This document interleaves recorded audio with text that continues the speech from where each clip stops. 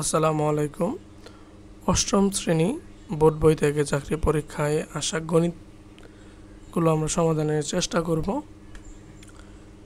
আমি আছি আতিকুর রহমান।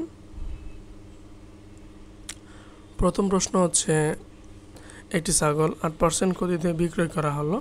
ছাগলটি আরও 800 টাকা বেশি মূল্যে বিক্রি করলে 8% লাভ হতো। ছাগলটির ক্রয় মূল্য নির্ণয় করা। আচ্ছা, তাহলে ছাগলটির ক্রয় মূল্য অজানা, ধরি ছাগলটির ক্রয় মূল্য 100 টাকা।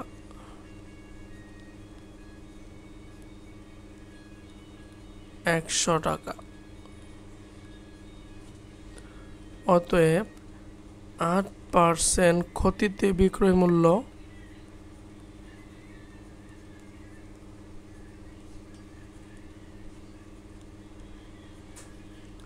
ইকুয়াল 100 মাইনাস 8 সমান হচ্ছে 92 টাকা, এবং ছাগলটি আর 800 টাকা বেশি মূল্যে বিক্রি করলে 8% লাভ হতো।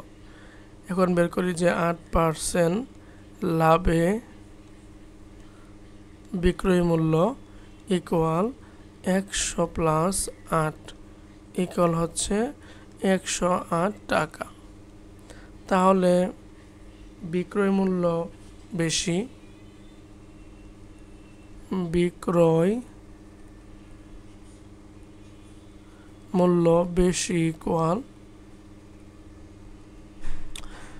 108 মাইনাস হচ্ছে 92 সমান হচ্ছে 16 টাকা। যখন বিক্রয় মূল্য বেশি 16 টাকা, তখন ক্রয় মূল্য 100 টাকা। 1 টাকায় কত? 800 টাকায় ক্রয় মূল্য কত? তাহলে লিখব যে বিক্রয় মূল্য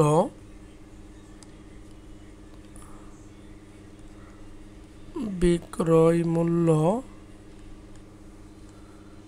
16 টাকা বেশি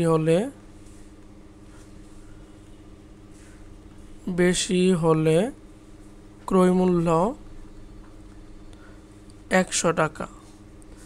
বিক্রয় মূল্য 1 টাকা বেশি হলে ক্রয় মূল্য 100 কম হবে, 100 ডিভাইডেড বাই 16।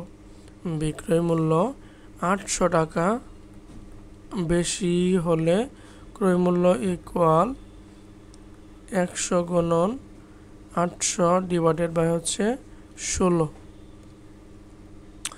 16 দ্বারা 80 গুণ করলে হবে 5 ষোলো 80, 0 50।